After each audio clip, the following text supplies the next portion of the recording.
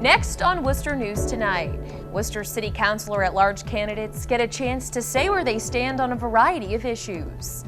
Plus, a look at how colleges across Worcester County are approaching vaping and how they say they're supporting their students' health.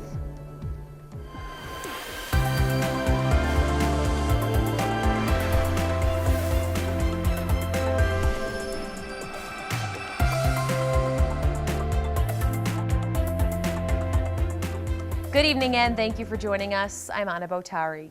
At-large city council candidates are asked where they stand on a variety of city issues at a forum Monday night. Worcester Urban Planning Partnership hosted the forum.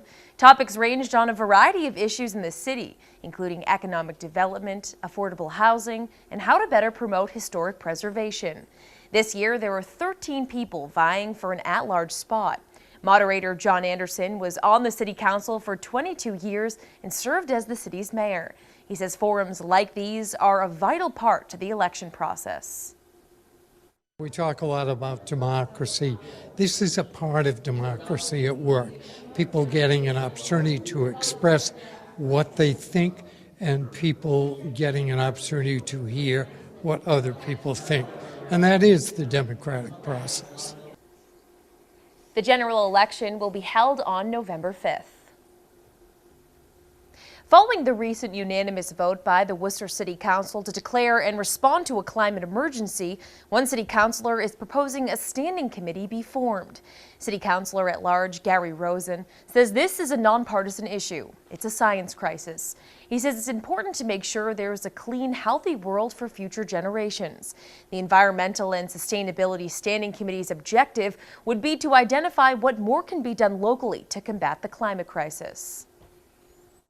It is a world problem, it's a national problem, but it's also in every city and town around, it's a local problem. So we have to decide what we want to do, what policies we want to make to keep our city clean and healthy and to help protect our country and the world. Other cities, including Boston, currently have an Environmental and Sustainability Standing Committee. We're learning new details tonight about multiple explosions reported during an apartment building fire in Fitchburg over the weekend. Michael Rosenfield has more on residents impacted by the fire.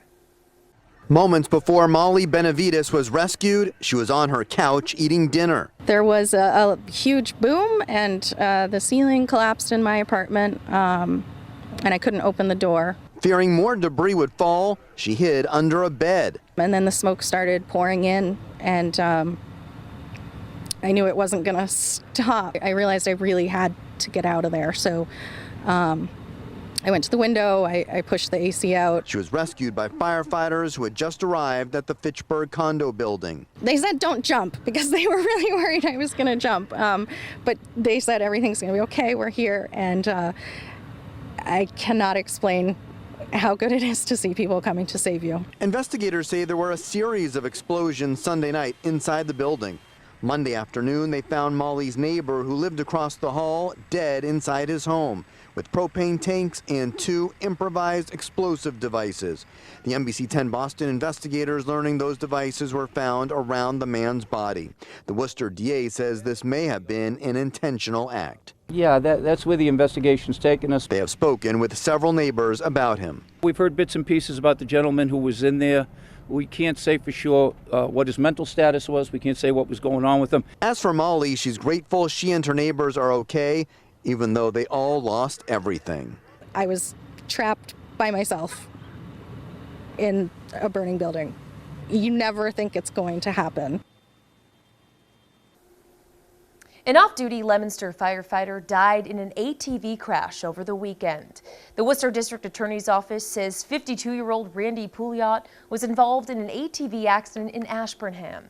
He was at a barbecue earlier in the day and did not return home. A friend found his body just before midnight on Saturday. Pouliot served the Leominster Fire Department for 16 years. He also served the Gardner Fire Department. A summit hosted by the Worcester Healthy Baby Collaborative focuses on structural racism in maternal and infant health. Organizers say the goal of the annual Infant Mortality Summit is to look at the city's overall health. They say Worcester has a persistently higher infant mortality rate than other similar cities in Massachusetts. They say the city's perception of disadvantaged communities plays an important factor in the high rate. We find that Black people, specifically Black mothers, are at a risk 3 to 4 times more risk of dying compared to their white counterparts. And we also see that in other communities of color, such as Hispanics and also Native Americans. Closer to that 10. So that's when you have. City Councilor Sarai Rivera also presented a mayoral proclamation declaring September 23rd as Infant Mortality Awareness Day in Worcester. A Webster man is sentenced to 7 to 10 years in state prison for beating his girlfriend to death 2 years ago. According to the Worcester County District Attorney's Office, Joseph KENADEK was originally charged with second-degree murder. It was reduced to voluntary manslaughter. Prosecutors say he beat 43-year-old Brenda Hathaway outside of their Webster apartment. At the time of Hathaway's death, her daughter Sabrina had been missing for 2 years. She's still missing. In an effort to help students stay healthy, many colleges in Worcester County are looking to ban vaping products on campus. Some say it's a new idea, while others have already banned the products. Our Chandler Walsh has more.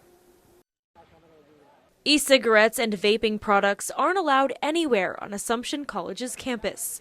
This is the first semester for the ban. Before, Interim Dean of Students Ted Zito says their use was growing. We really want to support students and then do everything we possibly can to help keep our students safe, which is, why we're choosing to go in this direction. The new policy on vaping is tighter than Assumption's conventional smoking policy, where tobacco is allowed 100 feet away from campus buildings. The college took, I think, a pretty strong stance given some of the concerns that were coming out of research about the potential harmfulness of vaping. Tight vaping policies also exist at Worcester State University, who included it in their original smoke-free policy 5 years ago. I guess we sensed that the nicotine in the e-cigarettes were going to take a rise, so we just included it right from the beginning. Worcester State's Jennifer Quinn says she's seen e-cigarette use increase significantly even with the ban.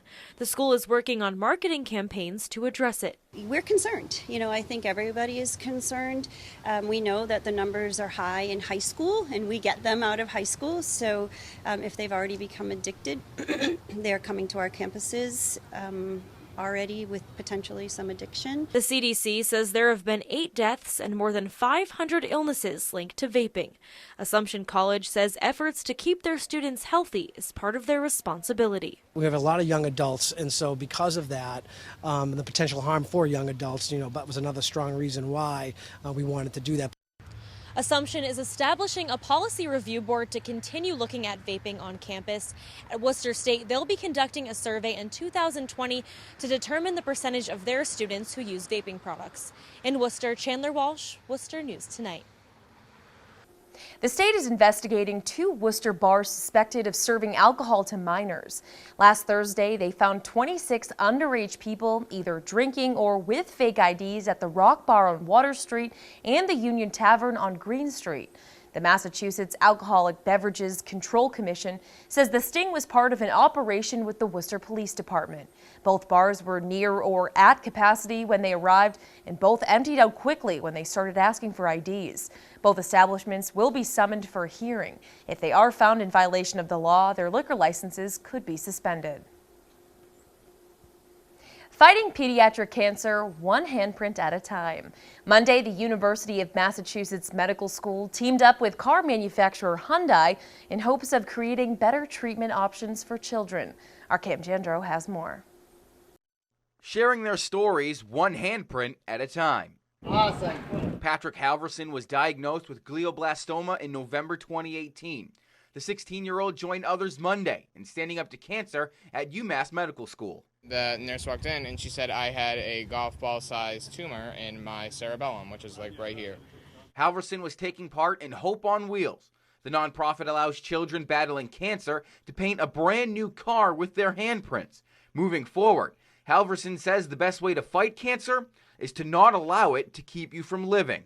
Like, there's no point in sitting in my room and asking why me, why couldn't it be someone else, when I could just go out and live in case my tumor comes back, they can't remove it, like something like that happens. The nonprofit says a child is diagnosed with pediatric cancer every 36 minutes, meaning it impacts 15,000 kids every year. They awarded UMass Medical School a $300,000 grant to help research treatment options for patients. Our laboratory works on neuroblastoma, which is a pediatric solid tumor, but we'll also be doing leukemia research and other types of research. Liam Howard was diagnosed with leukemia when he was 3 years old. Now in remission, he too pressed his hands against the car. His mother, Erin, says she's grateful to the program. We've actually been able to, basically survive for 18 months with us living back and forth in the hospital and the commuting back and forth. Liam still has 2 more years of chemotherapy before he can be declared cancer-free. But his mother says it's time for their lives to go back to normal. He's back in kindergarten and back to full-day school, and we're just appreciating life right now. Now, September is National Childhood Cancer Awareness Month. Hope on Wheels says they're expecting to pass $160 million raised since the nonprofit began back in 1998. They say those funds have played an integral role in getting the childhood cancer cure rate above 80%. In the studio, I'm Cam Jandro, Worcester News Tonight.